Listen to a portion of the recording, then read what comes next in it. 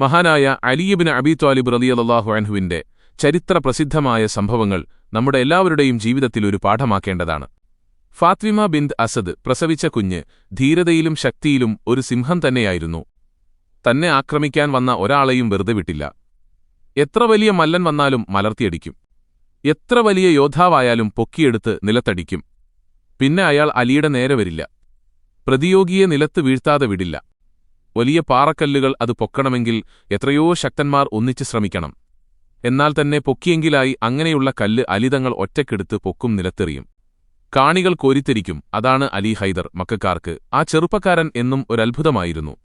ശക്തന്മാരുടെ മുഖത്തും വാക്കിലും കാണാറുള്ളത് ഗർവും ഗമയുമാണ്. എന്നാൽ അലി തങ്ങളുടെ മുഖത്തും വാക്കിലും അവ കാണില്ല. വിനയവും ലാളിത്യവുമാണ് കാണുക. അറേബ്യയിലെ സമുന്നതമായ കുടുംബത്തിലാണ് അലിയാർ തങ്ങൾ ജനിച്ചത്. ഖുറൈശി ഗോത്രത്തിൽ ഹാഷിം കുടുംബത്തിൽ ഖുറൈശികളുടെ ഗോത്രമഹിമ വളരെ പ്രസിദ്ധമാണ്. നേതൃത്വഗുണങ്ങൾ വേണ്ടുവോളമുള്ളവരാണവർ. ശുദ്ധമായ അറബി ഭാഷയാണവർ സംസാരിച്ചിരുന്നത്. സാഹിത്യം അവരുടെ ഭ്രമമായിരുന്നു. കവിതകൾ ഇഷ്ടപ്പെട്ടു. കവികളെ ആദരിച്ചു. നിരവധി വാഗ്മികൾ അവർക്കിടയിലുണ്ടായിരുന്നു. ഖുറൈശികളുടെ ഭാഷ ശരിയായ ഭാഷ എന്ന് പൊതുവെ അംഗീകരിക്കപ്പെട്ടിരുന്നു. ധീരതയിലവർ മുന്നിട്ടുനിന്നു. യുദ്ധം വെട്ടിജയിക്കും, തോറ്റൊടുക്കയില്ല. മക്കയിലേക്ക് ധാരാളം അതിഥികൾ വരും. കച്ചവടത്തിനും കഅബ സന്ദർശിക്കാനുമാണ്. വരുന്ന അതിഥികളെ ഖുറൈശികൾ നന്നായി സൽക്കരിക്കും. ഖുറൈശികളുടെ സൽക്കാര പ്രിയം പ്രസിദ്ധമായിത്തീർന്നു. നാട്ടിൽ ചില ഉപമകൾ പ്രചരിച്ചിട്ടുണ്ട്. നന്നായി ദാനം ചെയ്യുന്നവരെപ്പറ്റി ആളുകൾ ഇങ്ങനെ പറയാൻ തുടങ്ങി. ഖുറൈശികളെപ്പോലെ ഒരു ഉദാരമതി, നല്ല വാക്ക് വൈഭവമുള്ള ആളെപ്പറ്റി ആളുകൾ ഇങ്ങനെ പറയും. ഖുറൈശികളെപ്പോലെ വാചാലതയുള്ള ആൾ ധാരാളം കുടുംബങ്ങൾ ചേർന്നതാണ് ഗോത്രം. ഖുറൈശികൾക്കിടയിൽ ധാരാളം കുടുംബങ്ങളുണ്ട്. അതിൽ ഏറ്റവും പ്രധാനപ്പെട്ടതാണ് ബനുഹാഷിം. ഖുറൈശികളുടെ പൊതുനേതൃത്വം ബനുഹാഷിമിന്റെ കൈവശമായിരുന്നു. നബിതങ്ങളുടെ ഉപ്പുപ്പമാരിൽ ഒരാളായിരുന്നു ഹാഷിം. മക്കയെ സമ്പന്നമാക്കിയതിൽ മുഖ്യ പങ്ക് വഹിച്ചത് ഹാഷിമാകുന്നു. ഹാഷിമിന്റെ മകനായിരുന്നു അബ്ദുൽ മുത്തലിബ്. അബ്ദുൽ മുത്തലിബിന്റെ മകനാണ് അബൂ ത്വാലിബ്. അബൂ ത്വാലിബിന്റെ മകൻ അലി തങ്ങൾ. അബ്ദുൽ മുത്തലിബിന്റെ മറ്റൊരു മകനാണ് അബ്ദുള്ള. അബ്ദുള്ളയുടെ പുത്രനാണ് മുഹമ്മദ് നബി തങ്ങൾ. അബൂ ത്വാലിബും അബ്ദുള്ളയും സഹോദരങ്ങൾ. ഒരേ ഉമ്മയുടെയും ഉപ്പയുടെയും മക്കൾ. ഉമ്മയുടെ പേര് ഫാത്വിമ. അബൂ ത്വാലിബും അബ്ദുള്ളയും വിവാഹിതരായി. അബൂ ത്വാലിബ് അസദിന്റെ മകൾ ഫാത്വിമയെ വിവാഹം ചെയ്തു. അബ്ദുള്ള ആമിന ബീവിയെ വിവാഹം ചെയ്തു. ഫാത്വിമ 6 മക്കളെ പ്രസവിച്ചു. 4 പുത്രന്മാരും 2 പുത്രിമാരും. അവരുടെ പേരുകൾ പറയാം. പുത്രന്മാർ ത്വാലിബ്, ഉഖൈൽ, ജഅഫർ, അലി. പുത്രിമാർ ഉമ്മുഹാനി, ജുമാന. ആമിന ബീവി ഒരു അൺകുഞ്ഞിനെ മാത്രമേ പ്രസവിച്ചുള്ളൂ. നമ്മുടെ നബി മുഹമ്മദ് മുസ്തഫ സ്വല്ലല്ലാഹു അലൈഹി വസല്ലം തങ്ങൾ പ്രസവം നടക്കുന്നതിന് മുമ്പ് തന്നെ അബ്ദുള്ള മരണപ്പെട്ടുപോയിരുന്നു. മകൻ 6 വയസ്സുള്ളപ്പോൾ ഉമ്മ ആമിന ബീവിയും വഫാത്തായി. ഉമ്മ ബാപ്പമാരുടെ വേർപാടിന്റെ ദുഃഖം അനുഭവിച്ചുകൊണ്ടാണ് വളർന്നുവന്നത്. നബിതങ്ങൾക്ക് 30 വയസ്സായ കാലത്താണ് അലി പ്രസവിക്കപ്പെടുന്നത്. അവർ തമ്മിൽ പ്രായത്തിൽ 30 വയസ്സിന്റെ അന്തരം. അബൂത്വാലിബിന്റെ യഥാർത്ഥ പേര് അബ്ദുമനാഫ് എന്നായിരുന്നു. ത്വാലിബ് എന്ന പുത്രൻ ജനിച്ചപ്പോൾ അബൂത്വാലിബ് എന്ന വിളിപ്പേരുണ്ടായി. അത് ചരിത്രത്തിന്റെ ഭാഗമായി തീരുകയും ചെയ്തു. നബിതങ്ങൾക്ക് 6 വയസ്സുള്ളപ്പോൾ ഒരു യാത്ര പോയിട്ടുണ്ട്, യസ്രിബിലേക്ക്. മദീന പട്ടണത്തിന്റെ അന്നത്തെ പേര് യസ്രിബ് എന്നായിരുന്നു.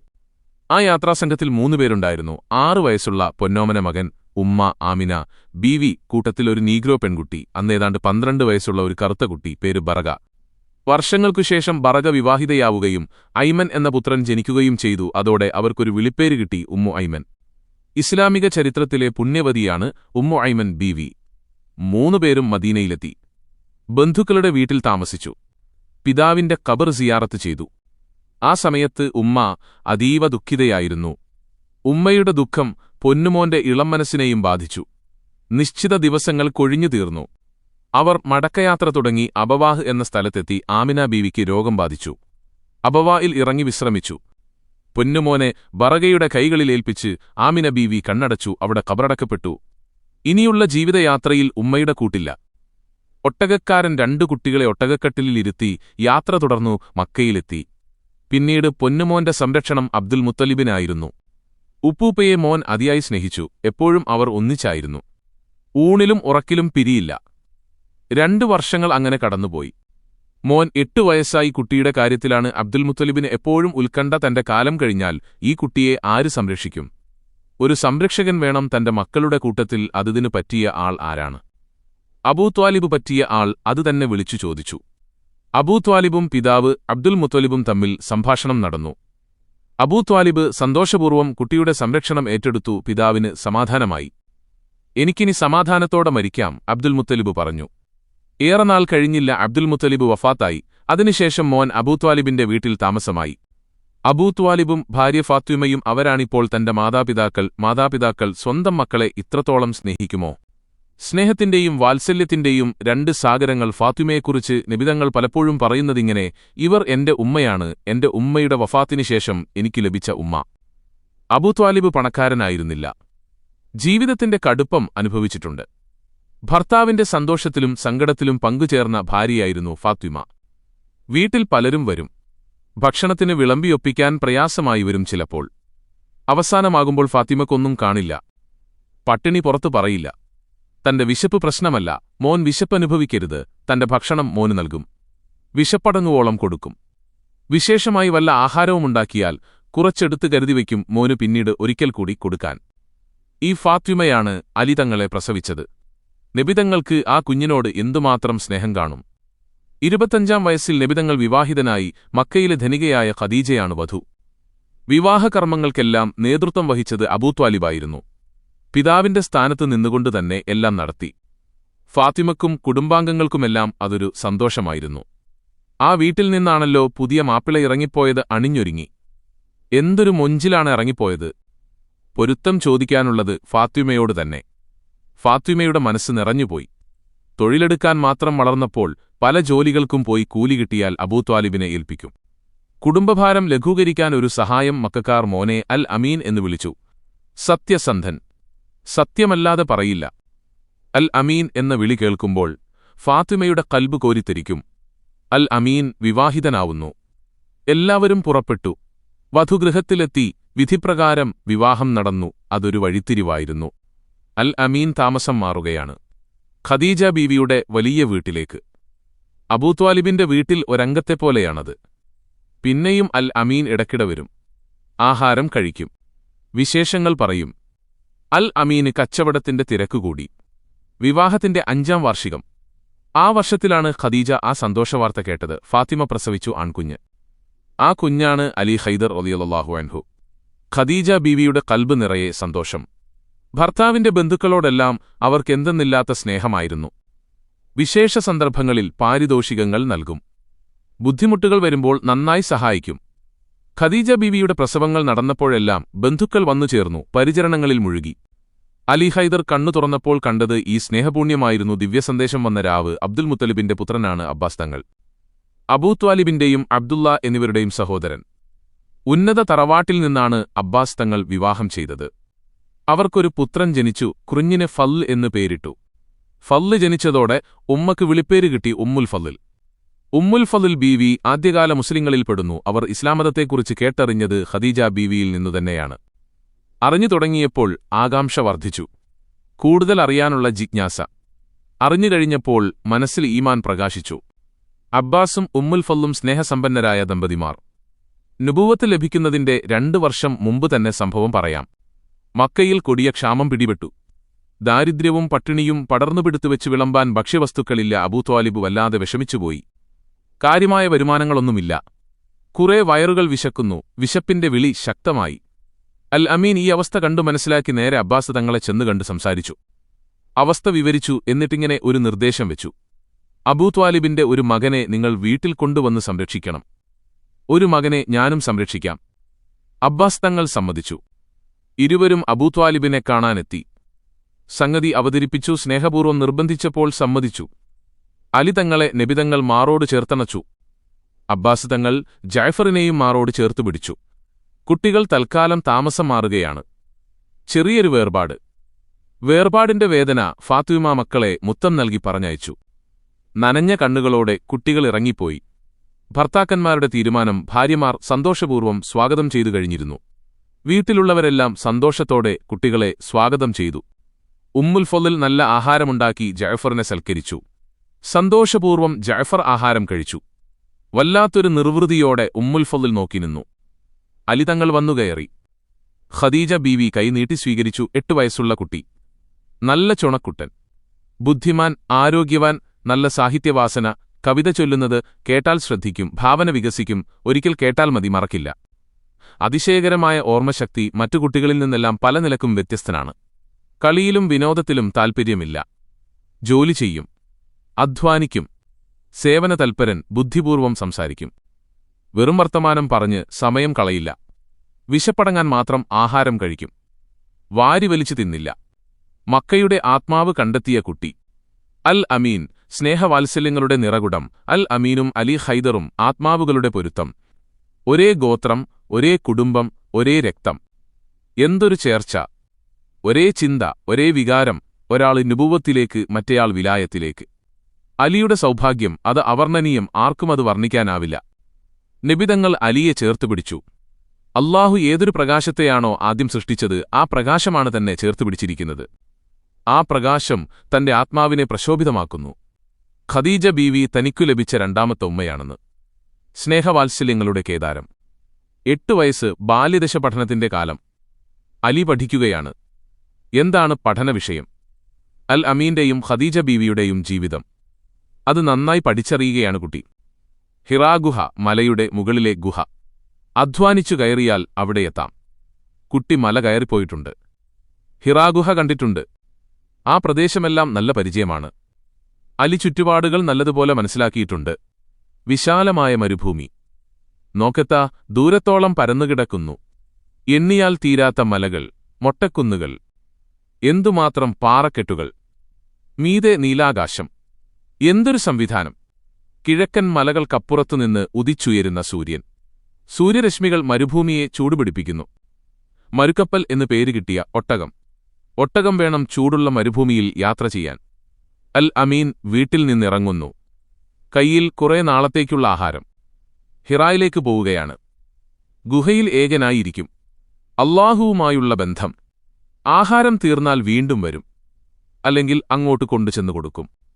ഹിറായിൽ ഖദീജ ബീവി പോയിട്ടുണ്ട്. അലിയും പോയിട്ടുണ്ട്. അൽ അമീൻ ഹിറായിലായിരിക്കുന്ന രാവുകൾ വീട്ടിൽ ഒരുതരം ഏകാന്തത തോന്നും. അൽ അമീനെക്കുറിച്ച് സംസാരിക്കും. ഊണിലും ഉറക്കിലുമെല്ലാം അൽ അമീനെക്കുറിച്ചാണ് ചിന്ത. കഅബ ശരീഫ്, അതുമായി എന്തൊരു വൈകാരിക ബന്ധം! ചരിത്രം പറയുന്ന മണൽപ്പരപ്പ്, താഴ്ന്നുകിടക്കുന്ന സ്ഥലം.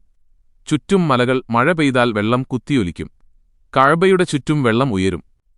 പിന്നെ ഭക്തജനങ്ങളുടെ മനസ്സിൽ വെപ്രാളം.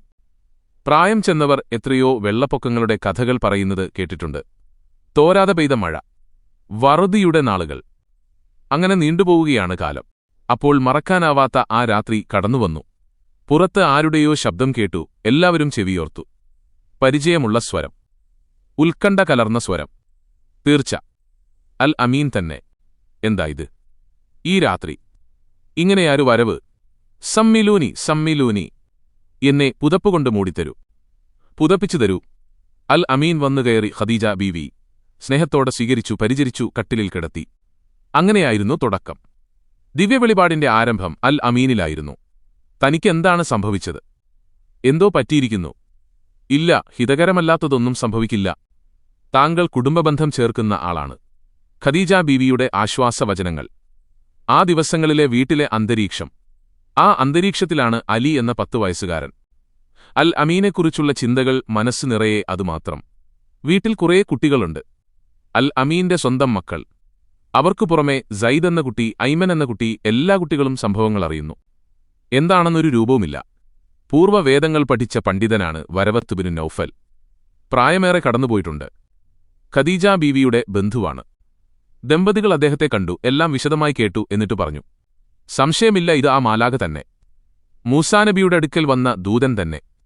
ഖദീജ, ഇത് ഈ സമുദായത്തിലേക്ക് നിയോഗിക്കപ്പെട്ട നബിയാകുന്നു. ഈ സമൂഹം നബിയെ ഉപദ്രവിക്കും.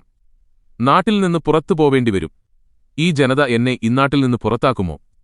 ഉത്കണ്ഠ നിറഞ്ഞ ചോദ്യം. ഇതുപോലുള്ള സന്ദേശങ്ങളുമായി വന്നവർക്കെല്ലാം അങ്ങനെ സംഭവിച്ചിട്ടുണ്ട്. അക്കാലത്ത് ഞാനുണ്ടെങ്കിൽ തീർച്ചയായും സഹായിക്കും. ഏറെ നാൾ കഴിഞ്ഞില്ല. വരവത്ത് മരണപ്പെട്ടു. ആ വീട്ടിൽ അലിതങ്ങൾക്കൊരു കൂട്ടുകാരനുണ്ട്. നബിതങ്ങളുടെയും ഖദീജ ബീവിയുടെയും സംരക്ഷണയിൽ വളരുന്ന ഒരു ചെറുപ്പക്കാരൻ. സയ്യിദ് ബിനു ഹാരിസ്. നല്ല ആരോഗ്യമുള്ള ചെറുപ്പക്കാരൻ. നന്നായി ജോലി ചെയ്യും. അമ്പരിപ്പിക്കുന്ന ഒരു കഥയാണ് സയ്യിദിന്റെ ജീവിതം. സയ്യിദും അലിയും നല്ല കൂട്ടുകാരനാണവർ. നബിതങ്ങളുടെയും ഖദീജ ബീവിയുടെയും സ്നേഹവാത്സല്യം വേണ്ടുവോളം ലഭിച്ച ഭാഗ്യവാൻ. ഇരുവരും അതിരാവിലെ ഉണരും. കഴിയാവുന്ന ജോലികൾ ചെയ്യും. തമാശകൾ പറയും. ചിരിക്കും. വീട്ടിനകത്തും പുറത്തും ഓടിനടക്കും. ആഹാരസമയം ആഹ്ലാദത്തിന്റെ സമയം. അടുക്കളയിൽ ആഹാരം വിളമ്പാൻ തുടങ്ങും. കൂട്ടുകാർ പാത്രങ്ങൾ സുപ്രയിൽ കൊണ്ടുവന്നുവെക്കും. നബിയോടൊപ്പം കുട്ടികൾ ആഹാരം കഴിക്കാനിരിക്കും. അനുഭൂതിയുടെ നിമിഷങ്ങൾ മറക്കാനാവാത്ത അനുഭവം. അലി കൂട്ടുകാരന്റെ ജീവിതകഥ കേൾക്കാൻ തുടങ്ങി. ആ കഥ കേട്ടാൽ ഏതു കുട്ടിയും ഞെട്ടിപ്പോകും. അങ്ങനെയൊരു ഗ്രാമം, പാറക്കെട്ടുകളും മൊട്ടക്കുന്നുകളും അതിരിട്ട് നിർത്തിയ ചെറിയ ഗ്രാമം. അവിടെയാണ് പൗരപ്രമുഖനായ ഹാരിസ് താമസിക്കുന്നത്. ഹാരിസിന്റെ ഭാര്യ സുഅദ്, അവരുടെ ഓമനപുത്രൻ സൈദ്. സ്നേഹത്തിന്റെ പൊലിമ നിറഞ്ഞ ജീവിതം, സന്തോഷകരമായ ജീവിതം. ആട്ടിൻപറ്റങ്ങളും ഒട്ടകക്കൂട്ടങ്ങളും അവർക്കൊപ്പം ജീവിച്ചു. നന്നായി അധ്വാനിച്ചു, ശാന്തരായി ജീവിച്ചു. അപ്പോഴാണാ സംഭവം നടന്നത്. ഒരു കൂട്ടം ബന്ധുക്കളോടൊപ്പം അവർ യാത്ര ചെയ്യുകയായിരുന്നു. വിജനമായ പാത. പെട്ടെന്നു കൊള്ളക്കാർ ചാടി വീണു. മിന്നലാക്രമണം നടന്നു. പൊടിപടലങ്ങളുയർന്നു. ആക്രോശങ്ങൾ. പെണ്ണുങ്ങളുടെ കൂട്ടുനിലവിളി. യാത്രക്കാരുടെ കൈവശമുള്ളതെല്ലാം കൊള്ളക്കാർ തട്ടിപ്പറിച്ചു.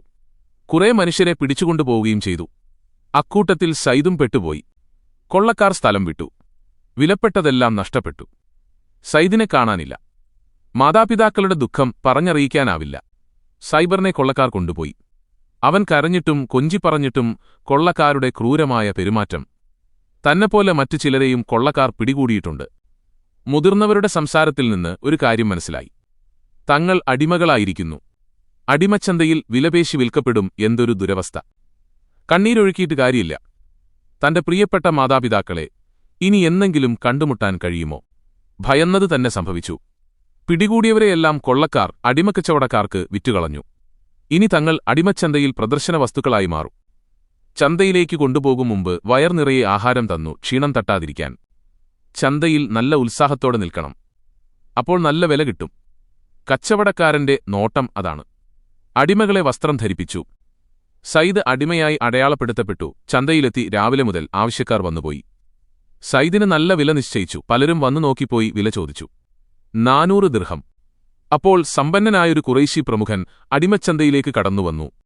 ബുവൈലിദിന്റെ മകൻ ഹസാമിന്റെ മകൻ ഹക്കീമായിരുന്നു ആ പ്രമുഖൻ. ബുവൈലിദിന്റെ മകളാണ് ഖദീജ ബീവി എന്ന കാര്യം കൂടി ഇവിടെ ഓർക്കുക. ഖദീജ ബീവിയുടെ സഹോദരൻ ഹസാമിന്റെ മകനാണ് ഹക്കീം. കച്ചവടക്കാർ ഭവ്യതയോടെ സംസാരിച്ചു. ആരോഗ്യവും അഴകുമുള്ള അടിമകളെ കാണിച്ചുകൊടുത്തു. സൈദിനെ കണ്ടപ്പോൾ സന്തോഷം തോന്നി. വില ചോദിച്ചു. 400 ദിർഹം. ഹക്കീം കുറെ അടിമകളെ വാങ്ങി. കൂട്ടത്തിൽ സൈദിനെയും വാങ്ങി. സെയ്ദ് പ്രതീക്ഷയോടെ ഹക്കീമിന്റെ മുഖത്തേക്ക് നോക്കി. തന്റെ പുതിയ യജമാനൻ തന്നോടിത്തിരി കരുണ കാണിക്കുമോ? ആർക്കറിയാം. അടിമകളെ തെളിച്ചുകൊണ്ടുപോവുകയാണ്. കാലികളെപ്പോലെ സൈദ് നടന്നു. നനഞ്ഞ കണ്ണുകളോടെ ഹക്കീമിന്റെ വലിയ വീട്. ഒട്ടകക്കൂട്ടങ്ങൾ മേഞ്ഞു നടക്കുന്നു. ഐശ്വര്യം നിറഞ്ഞൊഴുകുന്ന ചുറ്റുപാടുകൾ. തൊഴിലെടുക്കുന്ന അടിമകൾ. അവരുടെ മുഖം പ്രസന്നമാണ്. അവരെല്ലാം ശാന്തരാണ്. ഇവിടെ ശാന്തമായൊരു ജീവിതം കിട്ടണേ. വെള്ളം കിട്ടി. ആഹാരം കിട്ടി. കിടന്നുറങ്ങാൻ ഇടം കിട്ടി. ശാന്തമായി ഉറങ്ങി. ക്ഷീണം തീർന്നപ്പോൾ ഉത്സാഹമായി. അതിഥികളായി ആരൊക്കെയോ വന്നിട്ടുണ്ട്. അവർ തങ്ങളുടെ സമീപത്തേക്കാണ് വരുന്നത്. പുതുതായി വാങ്ങിയ അടിമകളെ കാണാൻ സൈദ് അതിശയത്തോടെ നോക്കി. കുലീന വനിതയുടെ മനോഹരമായ മുഖത്തേക്ക്. എത്ര മനോഹരിയായ വനിത! എന്തൊരഴക്! ആകർഷകമായ സംസാരരീതി. കാരുണ്യത്തോടെയുള്ള നോട്ടം. ചിരിക്കുമ്പോൾ വല്ലാത്തൊരു ശോഭ. ഹക്കീം അവരോടിങ്ങനെ പറഞ്ഞു. അമ്മായി, ഒരു അടിമയെ ഞാൻ നിങ്ങൾക്ക് സമ്മാനമായി നൽകുന്നു. ഇഷ്ടമുള്ളതിനെ തിരഞ്ഞെടുക്കാം. ഹക്കീമിന്റെ അമ്മായിയാണ് ഈ ബഹുമാന്യയായ വനിത. പിതാവിന്റെ സഹോദരി സൈദ് അവരെ ആദരവോടെ നോക്കി. അവർ സൈദിനെ ദയോടെ നോക്കി. എനിക്ക് ഇവനെ മതി. അവർ സൈദിനെ തിരഞ്ഞെടുത്തു. കൊള്ളാം, നല്ലവനാണ്, കൊണ്ടുപോയിക്കൊള്ളൂ. അവർ ഖദീജ ബീവിയായിരുന്നു. സെയ്ദ് അവരുടെ കൂടെ പോയി. ഖദീജ ബീവിയുടെ വീട്ടിലെത്തി. സമാധാനമായി അവർ ഉമ്മയും മകനും പോലെ കഴിഞ്ഞു. സെയ്ദ് ഉത്സാഹത്തോടെ പണിയെടുത്തു. നല്ല ആഹാരം, നല്ല വസ്ത്രം, വിശ്രമം, എല്ലാം ഇഷ്ടമായി. ജീവിതം സന്തോഷകരമായി. അങ്ങനെയിരിക്കെ സൈദ് ഒരു വാർത്ത അറിഞ്ഞു. യജമാനത്തിയുടെ വിവാഹം നടക്കാൻ പോകുന്നു. അൽ അമീൻ എന്നു മക്കക്കാർ വിളിക്കുന്ന യുവാവാണ് വരൻ. വീട്ടിലാകെ സന്തോഷം കതിർക്കത്തി നിൽക്കുന്നു. വിവാഹസുദിനം അടുത്തുവരുന്തോറും ആഹ്ലാദം വർദ്ധിക്കുന്നു. സൈദ് ദുഃഖങ്ങൾ മറന്നു. മനസ്സിൽ സന്തോഷം നിറഞ്ഞു. ഉറങ്ങാൻ വൈകിയ രാവുകൾ. വിവാഹത്തിന്റെ ഒരുക്കങ്ങൾ തകൃതിയായി നടക്കുന്നു. സൈദ് തന്നെ കൊണ്ടാവുന്ന ജോലികളെല്ലാം ചെയ്യുന്നുണ്ട്. യജമാനത്തി ഒരു രാജ്ഞി തന്നെ. വീട് നിറയെ വിരുന്നുകാർ. എന്തുമാത്രം ആഹാരസാധനങ്ങളാണ് വെച്ചുവിളമ്പുന്നത്! ആടിനെ അറുക്കാത്ത ദിവസങ്ങളില്ല. ഉച്ചയാവുമ്പോൾ ആട്ടിറച്ചി വേവുന്ന മണം പരക്കും.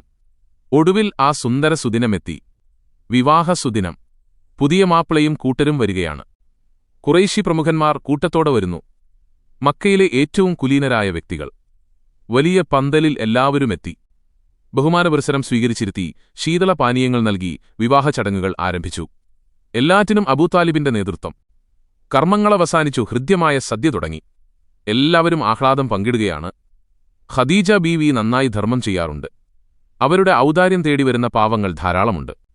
അത്തരക്കാർക്കെല്ലാം വേണ്ടുവോളം ആഹാരം നൽകി. വിവാഹത്തിന്റെ തിരക്കൊഴിഞ്ഞു. സയ്യിദ് ക്ഷീണിച്ചുപോയി. യജമാനത്തി സയ്യിദിനെ വിളിച്ചു കുളിച്ചു വരാൻ പറഞ്ഞു. നന്നായി കുളിച്ചു വൃത്തിയായി പുതുവസ്ത്രങ്ങൾ ധരിപ്പിച്ചു.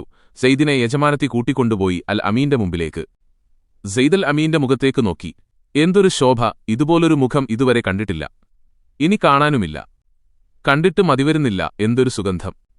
നോക്കൂ, ഇവനെ താങ്കൾക്കു നൽകുന്നു. ഇതാണെന്റെ വിവാഹസമ്മാനം. ഖദീജ ബീവിയുടെ വാക്കുകൾ. സയ്യിദ് കോരിത്തരിച്ചുപോയി. അൽ അമീൻ സന്തോഷപൂർവ്വം സമ്മാനം സ്വീകരിച്ചു. സെയ്ദിന് പിതാവിനെപ്പോലെയായിരുന്നു അൽ അമീൻ. സയ്യിദിന്റെ പദവി ഉയർന്നു. വിനയം വർദ്ധിച്ചു. സെയ്ദ് കുടുംബത്തിലെ ഒരംഗത്തെപ്പോലെ ജീവിച്ചു. അങ്ങനെയായിരിക്കുമ്പോഴാണ് അലി എന്ന കുട്ടി വന്നു ചേരുന്നത്. 6 വയസ്സ് കഴിഞ്ഞിട്ടേയുള്ളൂ. വീട്ടിൽ 2 കുട്ടികൾ, അലിയും സയ്യിദും. പരിശുദ്ധമായ ഇളം മനസ്സുകളുടെ ഉടമകൾ. ഒന്നിച്ചാണ് ആഹാരം. ഒരേ മേൽക്കൂരയ്ക്ക് കീഴിൽ അന്തിയുറങ്ങുന്നു. എന്തൊരു നിഷ്കളങ്കമായ സ്നേഹബന്ധം! പിൽക്കാല ചരിത്രത്തിൽ അവർ ഇതിഹാസപുരുഷന്മാരായി മാറി. ധീരതയുടെ പര്യായങ്ങൾ. എത്രയെത്ര രണാങ്കണങ്ങളിലാണവർ കോരിത്തെരിപ്പിച്ചത്! എത്രയെത്ര മഹനീയ സദസ്സുകളിലാണവർ വാഴ്ത്തപ്പെട്ടത്! പിൽക്കാല തലമുറകൾക്കായി ചരിത്രം ആ വീരസ്മരണകൾ കാത്തുസൂക്ഷിച്ചുവെച്ചിട്ടുണ്ട്. ഇസ്ലാമിലേക്കുള്ള ആദ്യ ക്ഷണം. ആ ക്ഷണം വീട്ടിൽ തന്നെയായിരുന്നു നടന്നത്. ആരാധനക്കർഹൻ അല്ലാഹു മാത്രമാകുന്നു. അവനല്ലാതെ ഒരു ആരാധ്യനില്ല. മുഹമ്മദ് അവന്റെ ദൂതനാകുന്നു. നിങ്ങൾ സാക്ഷ്യം വഹിക്കുക. ആദ്യത്തെ വെളിപ്പാട്. ആ വിളിക്കുത്തരം നൽകാൻ മുമ്പോട്ടു വന്നത് ആരൊക്കെയായിരുന്നു? ഖദീജ ബീവി, അലി തങ്ങൾ, സെയ്ദ്. നബിതങ്ങൾ പറഞ്ഞതെല്ലാം അവർ അപ്പടി വിശ്വസിച്ചു. ഒട്ടും സംശയിച്ചു നിന്നില്ല. ദൃഢവിശ്വാസികൾ. ലാ ഇലാഹ ഇല്ലല്ലാഹ്. അല്ലാഹു അല്ലാതെ ഒരു ഇലാഹില്ല. മുഹമ്മദുർ റസൂലുള്ളാഹ്. മുഹമ്മദ് അല്ലാഹുവിന്റെ ദൂതനാകുന്നു. നബിതങ്ങളോടൊപ്പം ജീവിക്കുന്ന 3 പേർ. അവർക്കത് മനസ്സിന്റെ വെളിച്ചമായി മാറി. ആത്മാവിന്റെ ശോഭയായി മാറി. അവരാണ് തൗഹീദിന്റെ സാക്ഷികൾ, സത്യസാക്ഷികൾ. അവരുടെ ജീവിതം പിൽക്കാലക്കാർക്ക് രോമാഞ്ചജനകമായ ചരിത്രമായിത്തീർന്നു. ആദ്യം വിശ്വസിച്ചത് ഖദീജ ബീവി. നബിതങ്ങളും ഖദീജ ബീവിയും കൂടി നിസ്കരിച്ചു. അത് 10 വയസ്സുകാരനായ അലി കാണാനിടയായി. അതിശയത്തോടെ നോക്കി. നിസ്കാരം കഴിഞ്ഞപ്പോൾ അലി ചോദിച്ചു, നിങ്ങളെന്താണ് ചെയ്തുകൊണ്ടിരുന്നത്? നബിതങ്ങൾ കാര്യങ്ങൾ വിശദീകരിച്ചു കൊടുത്തു. എല്ലാം കേട്ടുകഴിഞ്ഞപ്പോൾ കുട്ടി പറഞ്ഞു, ഞാൻ ഉപ്പയോട് സമ്മതം ചോദിക്കട്ടെ, എന്നിട്ട് വിശ്വസിക്കാം. കുട്ടിയുടെ ബുദ്ധി നന്നായി പ്രവർത്തിച്ചു. സ്വയം ചിന്തിച്ചു. തന്നെ സൃഷ്ടിച്ചത് അല്ലാഹു, ഉപ്പായെ സൃഷ്ടിച്ചതും അല്ലാഹു. അങ്ങനെയുള്ള അല്ലാഹുവിൽ വിശ്വസിക്കാൻ ഉപ്പായുടെ സമ്മതം വേണോ? എന്തിന്? ഉപ്പായോട് സമ്മതം ചോദിക്കേണ്ടതില്ലെന്ന് കുട്ടി തീരുമാനിച്ചു. സത്യസാക്ഷ്യം വഹിക്കാൻ സന്നദ്ധനായി. 10-ാം വയസ്സിൽ സത്യസാക്ഷിവചനം ഒഴിഞ്ഞു. പിന്നീടുള്ള ജീവിതം ഇസ്ലാമിനു വേണ്ടി തനിക്ക് എന്തൊക്കെ ചെയ്യാൻ കഴിയും? 10 വയസ്സുകാരൻ ചിന്തിച്ചു. ആ പ്രായത്തിൽ തന്നെ അവസരങ്ങൾ ലഭിച്ചുകൊണ്ടിരുന്നു. അവയെല്ലാം നന്നായി പ്രയോജനപ്പെടുത്തുകയും ചെയ്തു. അലി മിടുമിടുക്കനായ കുട്ടിയാണ്. അതിശയിപ്പിക്കുന്ന ഓർമ്മശക്തിയാണ്. കേട്ടാൽ ഉടനെ പഠിക്കും. പഠിച്ചതൊന്നും മറക്കില്ല. എല്ലാം ഓർമ്മയിലുണ്ടാവും. ആവശ്യം വരുമ്പോൾ ഓർമ്മയിൽ നിന്ന് പരതിയെടുക്കും. വളരെ വേഗത്തിൽ തന്നെ. ബുദ്ധിശക്തിയും ധീരതയും കുട്ടിക്ക് വേണ്ടുവോളമുണ്ട്. എന്തും നേരിടാനുള്ള മനക്കരുത്തും. നബിതങ്ങളെ അഗാധമായി സ്നേഹിച്ചു. എന്തു പറഞ്ഞാലും വിശ്വസിക്കും. എന്തു കൽപ്പിച്ചാലും അനുസരിക്കും. ജീവൻ നൽകാൻ പറഞ്ഞാൽ സന്തോഷത്തോടെ നൽകും. ഒട്ടും സംശയിച്ചു നിൽക്കില്ല. ഇങ്ങനെയുണ്ടോ ഒരു സമർപ്പണം? അലി തങ്ങളുടെ സമർപ്പണം കാലത്തെ അതിശയിപ്പിക്കുന്ന വിധമാണ്. പകരം കിട്ടിയതോ? പരിശുദ്ധമായ സ്നേഹം, മികച്ച പരിഗണന, മാനസികമായ പൊരുത്തം, ആത്മാക്കളുടെ അടുപ്പം. നബിതങ്ങളും അലിതങ്ങളും അവർ പിതാവും പുത്രനും പോലെയാണ്. അകലാൻ കഴിയാത്ത കൂട്ടുകാരെപ്പോലെയാണ്. നബിതങ്ങൾ വീട്ടിൽ നിന്നിറങ്ങുന്നു. അലി കൂടെ ഇറങ്ങുന്നു. 2 പേരും നടക്കുന്നു. ശാന്തമായി, തൊട്ടുതൊട്ടുള്ള നടപ്പ്. സുന്ദരമായ സായാഹ്നം. സൂര്യൻ പടിഞ്ഞാറൻ ചക്രവാളത്തിലേക്ക് താഴ്ന്നിറങ്ങുകയാണ്. വെയിലിന് ചൂട് കുറഞ്ഞു. മരങ്ങളുടെ നിഴലുകൾക്ക് നീളം കൂടിക്കൂടി വരുന്നു. മഹത്തായ കഅബാലയം അതിനടുത്തുകൂടി ഇരുവരും നടന്നുപോകുന്നു. നിരവധി സന്ദർശകർ വന്നുകൂടിയിട്ടുണ്ട്. ചിലർ ബിംബങ്ങളെ വണങ്ങുന്നു. ചിലർ കഅബാലയം ചുറ്റുന്നു. വലിയ ബിംബത്തിനു മുമ്പിൽ ബലി നടത്തിയ മൃഗത്തിന്റെ രക്തവും കാഷ്ടവും പരന്നുകിടക്കുന്നു. ഖലീലുല്ലാഹി ഇബ്രാഹിം അലൈഹിസ്സലാം പണിതുയർത്തിയ വിശുദ്ധ ഭവനമാണിത്. തൗഹീദിന്റെ കേന്ദ്രം. പിൽക്കാലക്കാർ ഇത് ശിർക്കിന്റെ, ബഹുദൈവ വിശ്വാസത്തിന്റെ കേന്ദ്രമാക്കി മാറ്റി. കഅബാലയത്തിനകത്തും പുറത്തും ബിംബങ്ങൾ, അവയെ ആരാധിക്കാൻ വന്നെത്തുന്നവരുടെ തിരക്ക്. കഅബാലയം കടന്നു മുമ്പോട്ടുപോയി. നബിതങ്ങൾ പല കാര്യങ്ങൾ സംസാരിക്കുന്നുണ്ട്. കുട്ടിയെല്ലാം അതീവ ശ്രദ്ധയോടെ കേൾക്കുന്നു, മനസ്സിലാക്കുന്നു. വിജ്ഞാനത്തിന്റെ അമൂല്യമായ മുത്തുകൾ ഗൈഡുകളിൽ നിന്നും ഇത് കിട്ടില്ല. എന്തൊരു സൗഭാഗ്യം! വിശാലമായ മലഞ്ചെരിവ്. നേർത്ത ഇരുട്ട് വീണുകഴിഞ്ഞു. സൂര്യൻ അസ്തമിച്ചിരിക്കുന്നു. വിജനമായ മലഞ്ചെരിവ്. നോക്കെത്താവുന്ന അകലത്തിൽ മനുഷ്യരെ കാണാനില്ല. നിസ്കാരത്തിന് സമയമായിരിക്കുന്നു. നബിതങ്ങൾ മുമ്പിൽ നിന്നു. കുട്ടി തൊട്ടു പിന്നിൽ അല്ലാഹു അക്ബർ. നബിതങ്ങൾ തക്ബീർ ചൊല്ലി നിസ്കാരത്തിൽ പ്രവേശിച്ചു. കുട്ടിയും തക്ബീർ ചൊല്ലി നിസ്കാരം തുടങ്ങി. സർവശക്തനായ അല്ലാഹുവിന്റെ മുമ്പിൽ കൈകെട്ടി നിൽക്കുന്നു. അവനെ വാഴ്ത്തുന്നു. എല്ലാം അവൻ മുമ്പിൽ സമർപ്പിച്ച ഭക്തന്മാർ. നിസ്കാരം പൂർത്തിയാക്കി.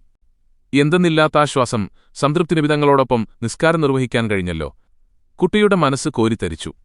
ഇതാണ് സൗഭാഗ്യം. ഇതിനേക്കാൾ വലിയൊരു സൗഭാഗ്യമില്ല. മൂകമായ ചുറ്റുപാട്, പരിസരം നിശ്ചലം, മനസ്സ് നിറയെ അല്ലാഹുവിനെക്കുറിച്ചുള്ള സ്മരണ മാത്രം. എങ്ങോട്ടു നോക്കിയാലും അല്ലാഹുവിനെ ഓർമ്മപ്പെടുത്തുന്ന കാഴ്ചകൾ മാത്രം. ഉയർന്നു നിൽക്കുന്ന മൊട്ടക്കുന്നുകൾ, ആകാശനീലിമയിൽ വിഹരിക്കുന്ന മേഘങ്ങൾ, കണ്ണുമിഴിച്ചു നോക്കുന്ന നക്ഷത്രങ്ങൾ, എല്ലാം അല്ലാഹുവിന്റെ സൃഷ്ടികൾ. ഇരുവരും മടങ്ങുകയാണ് വീട്ടിലേക്ക്. കഅബാലയത്തിനു മുമ്പിൽ വിളക്കിന്റെ നേർത്ത പ്രകാശം. ഇരുട്ടുപരന്ന മുറ്റത്ത് അന്തിയുറങ്ങുന്ന വിദേശികൾ. യാത്രാക്ഷീണം തീർക്കുന്ന ഒട്ടകങ്ങൾ. എല്ലാം പതിവ് കാഴ്ചകൾ. മേഘങ്ങൾക്കിടയിലൂടെ ഇടയ്ക്കിടെ പ്രത്യക്ഷപ്പെടുന്ന ചന്ദ്രന്റെ മുഖം. അപ്പോൾ വഴിയിൽ നേർത്ത നിലാവ് പരന്നൊഴുകുന്നു. ആ നിലാവെളിച്ചത്തിൽ ഇരുവരും നടന്നു വീട്ടിലെത്തി. ഖദീജ ബീവി ആഹാരം വിളമ്പിക്കൊടുത്തു. ഇരുവരും കൈ കഴുകിയിരുന്നു. ഹൃദ്യമായ ആഹാരം. ആഹാരം ചവച്ചരച്ചിറക്കുമ്പോഴും കുട്ടിയുടെ മനസ്സിൽ അല്ലാഹുവിന്റെ അനുഗ്രഹങ്ങളെക്കുറിച്ചുള്ള ചിന്ത മാത്രം. പലരും ഇസ്ലാം മതത്തെക്കുറിച്ച് കേട്ടു. ചിലരൊക്കെ ഇസ്ലാം സ്വീകരിക്കുകയും ചെയ്തു.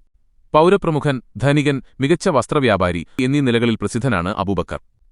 മക്കക്കാർക്കെല്ലാം വളരെ പ്രിയപ്പെട്ട ആളാണ്. അൽ അമീന്റെ അടുത്ത സ്നേഹിതനുമാണ്. കൂട്ടുകാർ തമ്മിൽ സംസാരിച്ചു മനസ്സിൽ ഈമാനിന്റെ തിളക്കമുണ്ടായി. പിന്നെയൊട്ടും താമസമുണ്ടായില്ല, സത്യസാക്ഷ്യവചനം ചൊല്ലി മുസ്ലിമായി. ഖദീജ ബീവി, അലി, സയ്ദ് എന്നിവരുടെ മനസ്സിൽ സന്തോഷം നിറഞ്ഞ ദിവസമായിരുന്നു അത്. അബൂബക്കർ സിദ്ദീഖ് തങ്ങൾ അന്നാണ് പിന്നീട് അദ്ദേഹം അറിയപ്പെട്ടത്. മക്കയിലെ മറ്റൊരു പ്രമുഖനാണ് ഉസ്മാൻ. സുമുഖനായ ചെറുപ്പക്കാരൻ, വ്യാപാരി, ധനികൻ, ഉദാരമതി എന്നൊക്കെ ഉസ്മാനെ വിശേഷിപ്പിക്കാം. അബൂബക്കർ സിദ്ദീഖ് തങ്ങളുടെ അടുത്ത കൂട്ടുകാരൻ. കൂട്ടുകാർ തമ്മിൽ സംഭാഷണം നടന്നു. ഇസ്ലാമിനെക്കുറിച്ചും പ്രവാചകനെക്കുറിച്ചും സംസാരിച്ചു. മനസ്സ് പ്രകാശിച്ചു. നബിതങ്ങളുടെ സന്നിധിയിൽ വന്നു. ഇസ്ലാം സ്വീകരിച്ചു. ഖദീജ ബീവി, അലി, സയ്ദ് എന്നിവർ വീണ്ടും സന്തോഷഭരിതരായി അല്ലാഹുവിനെ സ്തുതിച്ചു. ചില ദിവസങ്ങളിൽ ചിലർ വരും, ഇസ്ലാം മതം സ്വീകരിക്കും. പലരും അടിമകളായിരുന്നു. തീരെ സാമ്പത്തിക ശേഷിയില്ലാത്തവർ വന്നു, സത്യം സ്വീകരിച്ചു. ഇങ്ങനെയുള്ള ദുർബലർക്ക് ഖദീജ ബീവി പണം നൽകി, ആഹാരം നൽകി, വസ്ത്രം നൽകി. അയൽനാടുകളിൽ നിന്ന് ചിലർ വരും, മക്കയിൽ ചുറ്റിനടക്കും. നബിതങ്ങളെക്കുറിച്ച് കേട്ടിട്ട് വന്നതാണ്, കാണാൻ ആഗ്രഹിച്ചു വന്നതാണ്. ആരോടും അന്വേഷിക്കില്ല. മക്കക്കാർ നബിതങ്ങളുടെ ശത്രുക്കളായി കഴിഞ്ഞിട്ടുണ്ട്. അവരോട് നബിയെക്കുറിച്ച് ചോദിച്ചാൽ കുഴപ്പമാവും. ഇത്തരക്കാരെ അലിതങ്ങൾ നോട്ടമിടും. അവരുടെ ചലനങ്ങൾ ശ്രദ്ധിക്കും. പിന്നെ അടുത്തുകൂടും, പരിചയപ്പെടും, സംസാരിക്കും. എന്തിനു വന്നു എന്ന് അന്വേഷിക്കും. അവർ ചില സൂചനകൾ നൽകും. നബിയാണെന്ന് പറയുന്നൊരാൾ ഇവിടെയുണ്ടോ? ഇങ്ങനെ ഒരു ചോദ്യം വന്നു കിട്ടിയാൽ മതി. പിന്നെ കാര്യങ്ങളെല്ലാം അലി എന്ന കുട്ടി വിശദീകരിച്ചു കൊടുക്കും. ആഗതന്റെ കാര്യം ഏറ്റെടുക്കും. ആരും കാണാതെ വളരെ രഹസ്യമായി നബിതങ്ങളുടെ സമീപത്തെത്തിക്കും. അദ്ദേഹം സത്യസാക്ഷ്യവചനം മൊഴിയുന്നത് രോമാഞ്ചത്തോടെ നോക്കി നിൽക്കും. ഇങ്ങനെയുള്ളവരെ ഇടയ്ക്കിടെ കണ്ടുമുട്ടും. ഒരു ദിവസം ഒരു വിദേശിയെ കണ്ടു. അദ്ദേഹം ആരോടും ഒന്നും സംസാരിക്കുന്നില്ല. അലി തങ്ങൾ നോട്ടമിട്ടു. രാത്രി ആഹാരം കഴിക്കുന്നതും ഉറങ്ങാൻ കിടക്കുന്നതും കണ്ടു. അന്ന് സംസാരിക്കാൻ പോയില്ല. അടുത്ത ദിവസം പേരും നാടും ചോദിച്ചറിഞ്ഞു. പേര് അബൂദർ. ഗിഫാരി ഗോത്രക്കാരനാണ്. യസ്രിബിലാണ് ഗിഫാർ ഗോത്രം താമസിക്കുന്നത്. മക്കക്കാരുടെ യാത്രാസംഘങ്ങൾ അതുവഴിയാണ് പോകുന്നത്. അന്ത്യപ്രവാചകൻ ആഗതനായി എന്ന് കേട്ടുവന്നതാണ്. നേരത്തെ തന്റെ സഹോദരനെ മക്കയിലേക്ക് അയച്ചിരുന്നു. അദ്ദേഹം മക്കയിൽ വന്നു നബിതങ്ങളെ കണ്ടുമുട്ടി. വിശുദ്ധ ഖുർആൻ പാരായണം ശ്രവിച്ചു. യസ്രിബിൽ മടങ്ങിയെത്തി അബൂദറിനോട് സന്തോഷവാർത്ത അറിയിച്ചു. ആവേശഭരിതനായ അബൂദർ ഉടനെ മക്കയിലേക്ക് പുറപ്പെട്ടതാണ്. ചോദിക്കാൻ പറ്റിയ ആരെയും കാണാതെ വിഷമിക്കുകയായിരുന്നു അലി തങ്ങൾ. വളരെ രഹസ്യമായി അദ്ദേഹത്തെ നബിതങ്ങളുടെ സന്നിധിയിലെത്തിച്ചു. ഇസ്ലാം മതം സ്വീകരിച്ചു.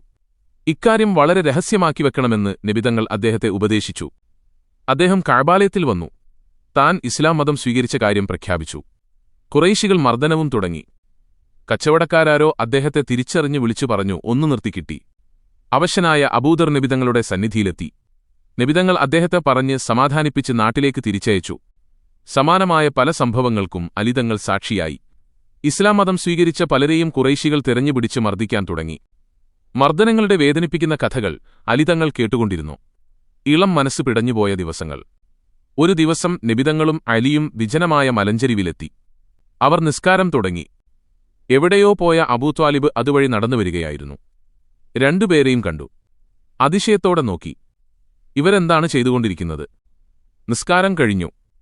അപ്പോൾ അവർ അബൂത്വാലിബിനെ കണ്ടു. പരസ്പരം നോക്കി. അതിശയവും ആകാംക്ഷയും നിറഞ്ഞ നോട്ടം. നിങ്ങളെന്താണിവിടെ ചെയ്തുകൊണ്ടിരിക്കുന്നത്? ഞങ്ങൾ ആരാധനയിലായിരുന്നു. ഏത് മതത്തിലെ ആരാധനയാണിത്? അല്ലാഹുവിന്റെ മതം, മലക്കുകളുടെയും പ്രവാചകന്മാരുടെയും മതം, നമ്മുടെ പൂർവ്വപിതാവായ ഖലീലുല്ലാഹി ഇബ്രാഹിം നബിയുടെ മതം. ആ മതത്തിലെ ആരാധന നിസ്കാരം.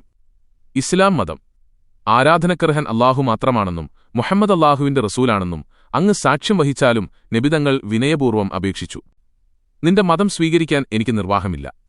ഖുറൈശികളുടെ നടപടികൾ കൈവിടിയാൻ എന്നെക്കൊണ്ടാവില്ല. നീ നിന്റെ ദൗത്യവുമായി മുമ്പോട്ടു പോവുക. എന്നെക്കൊണ്ടാവുന്ന എല്ലാ സംരക്ഷണവും ഞാൻ നൽകും. സഹോദരപുത്രൻ പറയുന്നത് സത്യമാണെന്ന് അബൂത്വാലിബിനറിയാം. അതുകൊണ്ടാണ് പിന്തുണ പ്രഖ്യാപിച്ചത്. നിലവിലുള്ള നടപടികൾ കൈയൊഴിയാൻ അദ്ദേഹം തയ്യാറായില്ല. അദ്ദേഹം മകന്റെ മുഖത്തേക്ക് നോക്കി ചോദിച്ചു, എന്താണ് നിന്റെ നിലപാട്? ഉപ്പ, ഞാൻ സത്യസാക്ഷ്യം വഹിച്ചു കഴിഞ്ഞു. അല്ലാഹുവിലും അവന്റെ ദൂതനിലും ഞാൻ വിശ്വസിച്ചു കഴിഞ്ഞു. ഞാൻ അല്ലാഹുവിനെ ആരാധിക്കുന്നു, അവന്റെ റസൂലിനെ അനുഗമിക്കുന്നു. ഉപ്പായുടെ പ്രതികരണം ഇങ്ങനെ: അവൻ നല്ല കാര്യത്തിലേക്കാണ് നിന്നെ ക്ഷണിച്ചിരിക്കുന്നത്. നീ അത് സ്വീകരിച്ചത് നന്നായി. അത് മുറുകെ പിടിച്ച് മുമ്പോട്ടു പോവുക. പുത്രന് പിതാവിന്റെ ആശീർവാദം. അവർ സംസാരിച്ചുകൊണ്ട് നടന്നു. കഅബാലയത്തിനടുത്തുവെച്ച് അവർ വഴിപിരിഞ്ഞു. അലി തങ്ങളെ മനസ്സിലൊരു മോഹമുണ്ട്. തന്റെ പ്രിയപ്പെട്ട ഉമ്മ. അവർ ഈ സന്ദേശം സ്വീകരിച്ചെങ്കിൽ എത്ര നന്നായേനെ. എപ്പോഴും അതാണ് ചിന്ത. ഉമ്മ മുസ്ലിമാവണം. അൽ അമീനെ അവർ വല്ലാതെ സ്നേഹിക്കുന്നു, ജീവനക്കാളേറെ. അൽ അമീൻ പറഞ്ഞാൽ അവർ വിശ്വസിക്കും. വല്ലാത്തൊരു പ്രതീക്ഷ. ഒടുവിൽ പ്രതീക്ഷിച്ചത് സംഭവിച്ചു. അൽ അമീൻ ക്ഷണിച്ചു. അവർ ക്ഷണം സ്വീകരിച്ചു. ആരാധനക്കർഹൻ അല്ലാഹു അല്ലാതെ മറ്റാരുമില്ലെന്നും മുഹമ്മദ് അവന്റെ റസൂലാണെന്നും അവർ സാക്ഷ്യപ്പെടുത്തി. കരുത്തുറ്റ ഈമാൻ അവരുടെ മനസ്സിലുറച്ചു. അലി തങ്ങളെ മനസ്സിൽ അന്നൊരു സന്തോഷമായിരുന്നു. തന്റെ ഉമ്മ, മുസ്ലിമായ ഉമ്മ. എന്റെ ഉമ്മാക്കു ശേഷം അല്ലാഹു എനിക്ക് നൽകിയ ഉമ്മായാണിത്. അൽ അമീൻ അങ്ങനെ പ്രഖ്യാപിച്ചു. അബൂത്വാലിബിന്റെ ഭാര്യ ഫാത്വിമ, അവർ ഇസ്ലാം മതം സ്വീകരിച്ചിരിക്കുന്നു. പേരെടുത്ത തറവാടുകളിലെ കുലീന വനിതകൾ ഞെട്ടിപ്പോയി. വിമർശനങ്ങളും പരിഹാസങ്ങളും ഉയർന്നു. പരിഹാസത്തിന്റെ നോട്ടങ്ങളും വാക്കുകളും വരാൻ തുടങ്ങി. ഏത് പ്രതികൂല സാഹചര്യവും നേരിടാൻ ആദ്യകാല സ്വഹാബി വനിതയായ ഫാത്വിമ ബീവി സജ്ജയായി കഴിഞ്ഞിരുന്നു. ഖുറൈശികളുടെ ക്രൂരമർദ്ദനങ്ങൾ നാൾക്കുനാൾ വർദ്ധിച്ചുവരികയാണ്. ഇപ്പോഴിതാ പുതിയൊരു പീഡനരീതി സ്വീകരിച്ചിരിക്കുന്നു: ബഹിഷ്കരണം. ബനൂ ഹാശിം കുടുംബത്തെ എല്ലാ രംഗങ്ങളിലും ബഹിഷ്കരിക്കുക. ഒരു സഹകരണവും പാടില്ല. ബഹിഷ്കരണ വ്യവസ്ഥകൾ എഴുതിയുണ്ടാക്കി. കഅബാലയത്തിന്റെ ചുമരിൽ ഒട്ടിച്ചുവെച്ചു. ബനൂ ഹാശിം കുടുംബക്കാരുമായി സംസാരിക്കരുത്. ഒരു വസ്തുവും അവർക്ക് നൽകില്ല. വിൽപ്പന നടത്തില്ല. അവരിൽ നിന്ന് ഒരു വസ്തുവും വിലക്കു വാങ്ങില്ല. അല്ലാതെയും വാങ്ങില്ല. വിവാഹബന്ധം പാടില്ല. ഒരു ചടങ്ങിലും ക്ഷണിക്കില്ല. അങ്ങനെ പോകുന്നു വ്യവസ്ഥകൾ. മക്കയിലേക്കിറങ്ങാൻ വയ്യ. കണ്ടാൽ എല്ലാവരും മുഖം തിരിച്ചു കളയും. ബനൂ ഹാശിം ഒറ്റപ്പെട്ടു. അബൂത്വാലിബിന്റെ താഴ്വര എല്ലാവരും അവിടേക്ക് നീങ്ങി. അലി തങ്ങള് വേദനയോടെ പിതാവിനെ നോക്കി. വൃദ്ധനായ പിതാവിനെയും ബഹിഷ്കരിക്കുന്നു. പിതാവ് ഇസ്ലാം മതം സ്വീകരിച്ചിട്ടില്ല, പക്ഷെ നബി തങ്ങളെ സഹായിച്ചുകൊണ്ടിരിക്കുന്നു. അതാണ് ബഹിഷ്കരണത്തിന്റെ കാരണം. ഖദീജ ബീവി വാർദ്ധക്യത്തിലെത്തിയിരിക്കുന്നു. ക്ഷീണമുണ്ട്. അവരും ബഹിഷ്കരിക്കപ്പെട്ടു. എല്ലാവരും മലഞ്ചെരിവിലാണ്. കൊണ്ടുവന്ന ഭക്ഷ്യവസ്തുക്കൾ തീർന്നു. ഇനിയെന്ത്? സാധനങ്ങൾ വാങ്ങാൻ കിഴിയിട്ടില്ല. ആരും ഒന്നും വിക്കില്ല. വെറുതെയും തരില്ല.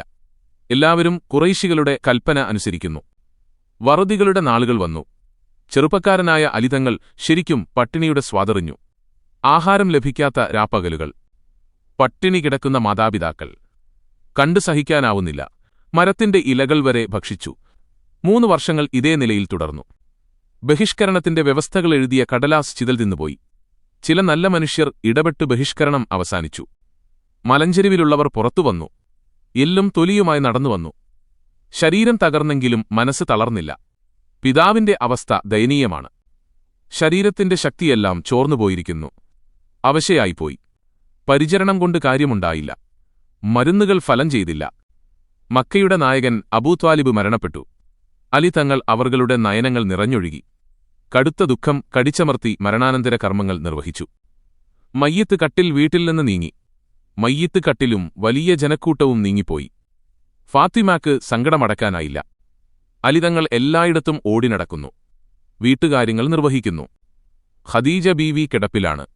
രോഗം മൂർച്ഛിച്ചു വരികയാണ്. മരുന്നുകൾ ഫലം ചെയ്യുന്നില്ല. രണ്ടാമത്തെ അഭയകേന്ദ്രവും നഷ്ടപ്പെടുകയാണ്. അവർ ധനികയായിരുന്നു.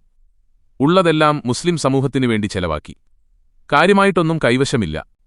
എല്ലാം അലി തങ്ങൾക്കറിയാം. ഒടുവിൽ ആ ദുഃഖവാർത്തയും മക്ക പട്ടണം കേട്ടു. മക്കയുടെ നായിക ഖദീജ ബീവി വഫാത്തായി. അലി തങ്ങൾ പ്രവാചകരുടെ മുഖത്തേക്ക് നോക്കി. നോക്കാനാവുന്നില്ല. എന്തൊരു വേദനയാണവിടെ തളംകെട്ടി നിൽക്കുന്നത്. മരണാനന്തര കർമ്മങ്ങൾ മുറപോലെ നടന്നു. അലിതങ്ങൾ ഓടിനടന്ന് വേണ്ടതെല്ലാം ചെയ്യുന്നുണ്ട്.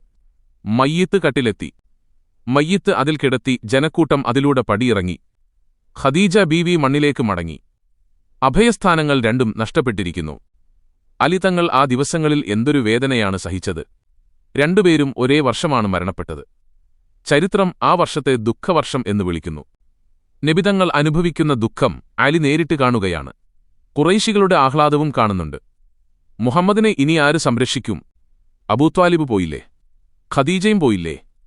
തങ്ങൾക്കിനി ആരെയും ഭയപ്പെടാനില്ല. ഇനി ഒരു കൈനോക്കാം. എന്തെല്ലാം പരിഹാസങ്ങൾ! എല്ലാം അലി തങ്ങൾ കേൾക്കുന്നു, അനുഭവിക്കുന്നു. ഖുറൈശികൾ പീഡനങ്ങൾക്ക് ശക്തി കൂട്ടി. ഈ ഘട്ടത്തിൽ യസ്രിബിൽ നിന്ന് ഒരു സംഘമാളുകൾ മക്കയിൽ വന്നു. നബിതങ്ങളുമായി സംസാരിച്ചു. ചില ഉടമ്പടികളിൽ എത്തിച്ചേർന്നു. നബിതങ്ങളെ അവർ യസ്രിബിലേക്ക് ക്ഷണിച്ചു. യസ്രിബ് ഒരു അഭയകേന്ദ്രമായിരിക്കും. മുസ്ലിങ്ങളെ അങ്ങോട്ടയക്കാം. മക്കയിൽ തങ്ങാൻ വയ്യാത്ത അവസ്ഥയായിരിക്കുന്നു. ഹിജ്റ, വിശുദ്ധ പലായനം, അതിന് സമയമായിരിക്കുന്നു. ഒറ്റയും ചെറുസംഘങ്ങളായും നാടുവിടുക. ഖുറൈശികൾ അറിയരുത്. അറിഞ്ഞാൽ സമ്മതിക്കില്ല, ആക്രമിക്കും. മരണം വരെ സംഭവിക്കാം. നബിതങ്ങൾ അനുയായികൾക്ക് നിർദ്ദേശം നൽകി. പരമരഹസ്യമായി യാത്രയുടെ ഒരുക്കങ്ങൾ തുടങ്ങി. എല്ലാ കാര്യങ്ങളിലും അലിത്തങ്ങൾ പങ്കുവഹിക്കുന്നു. രഹസ്യമായി സന്ദേശങ്ങൾ കൈമാറുന്നതിലും യാത്രയുടെ ഒരുക്കങ്ങളിലുമെല്ലാം സഹായിക്കാൻ. പിറന്ന നാട്, പിച്ചവെച്ച് നടന്ന നാട്, വിയർപ്പൊഴുക്കി അധ്വാനിച്ച നാട്, ആ നാടിനോട് വിട പറയുക. എല്ലാ മനസ്സിലും വേർപാടിൽ വേദന. നബിതങ്ങൾ മിക്ക ദിവസങ്ങളിലും അബൂബക്കർ സിദ്ദീഖ് റളിയല്ലാഹു അൻഹുവിന്റെ വീട്ടിൽ പോവും. അതുപോലെ അബൂബക്കർ സിദ്ദീഖ് നബിതങ്ങളുടെ വീട്ടിലും വരും. മുസ്ലിങ്ങളുടെ പൊതുക്കാര്യങ്ങളെക്കുറിച്ച് സംസാരിക്കും. മുസ്ലിങ്ങൾ, വ്യക്തികളും ചെറുസംഘങ്ങളും നബിതങ്ങളെ കാണാൻ വന്നുകൊണ്ടിരുന്നു. മിക്കയാളുകളും അലി റളിയല്ലാഹു അൻഹുവിനെയാണ് കാണുന്നത്. വേണ്ട ഉപദേശങ്ങൾ നൽകി അവരെ യാത്രയയക്കുന്നു. മിസ്അബ് ബിൻ ഉമൈർ യസ്രിബിലുണ്ട്. മഹാനായ സ്വഹാബി വര്യൻ. യസ്രിബുകാരെ മതം പഠിപ്പിക്കാൻ വേണ്ടി നബിതങ്ങൾ അയച്ചതാണ്.